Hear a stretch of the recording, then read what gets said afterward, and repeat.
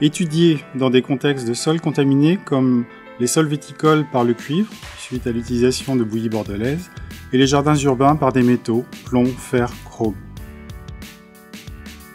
Nos expérimentations étudient la mobilité des métaux dans le sol et leur transfert vers le vivant, en particulier vers les plantes, organismes accumulateurs.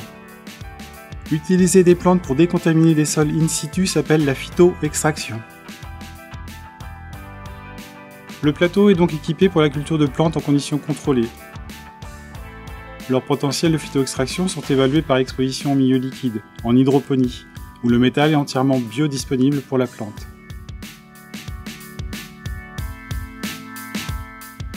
Sélection des graines, germination, culture, nous contrôlons les cohortes d'individus produits pour nos études.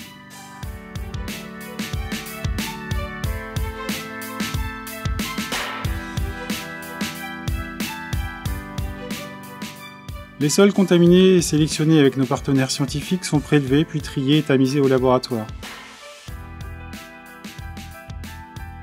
Leur teneur en eau est ajustée avant d'expérimenter la phytoextraction.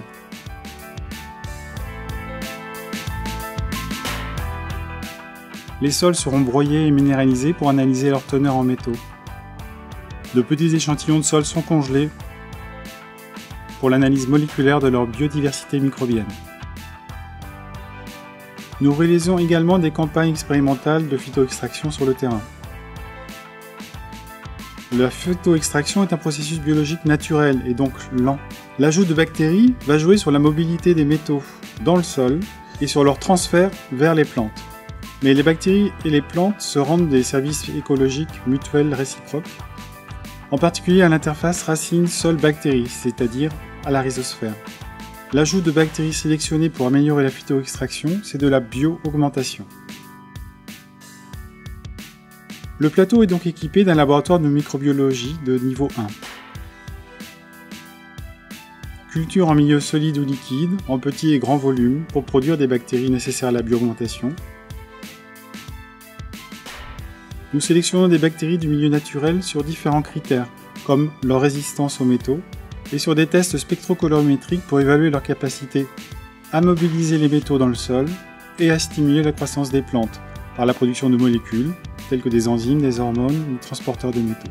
Dans cette expérience de phytoextraction du cuivre par 3 plantes, la bio-augmentation par une souche de Pseudomonas a mis en évidence une augmentation de la croissance des 3 plantes et une quantité de cuivre phytoextraite 1,5 à 2 fois supérieure par rapport aux plantes non bio-augmentées. Pour étudier les phénomènes de biogéochimie complexes à l'interface sol-bactérie-plante,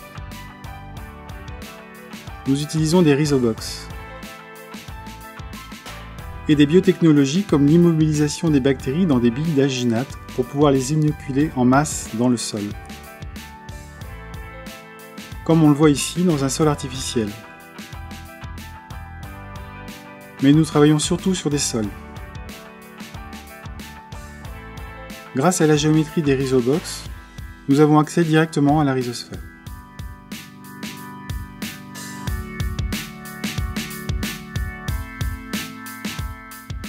Dans cette expérience de phytoextraction du cuivre sur 2 sols viticoles, la bio-augmentation des cultures de tournesol par une souche de Pseudomonas a très visiblement réduit le stress des plantes, entraînant de meilleures croissances et des quantités de cuivre phytoextraites de 2,5 à 3,5 fois supérieures par rapport au tournesol non bio-augmenté. A l'aide de gels réactifs colorés mis au contact de ces rhizobox, des images de répartition du pH ou d'éléments comme le fer, le phosphate ou de molécules de transport des métaux sont obtenues et enregistrées par des caméras hyperspectrales.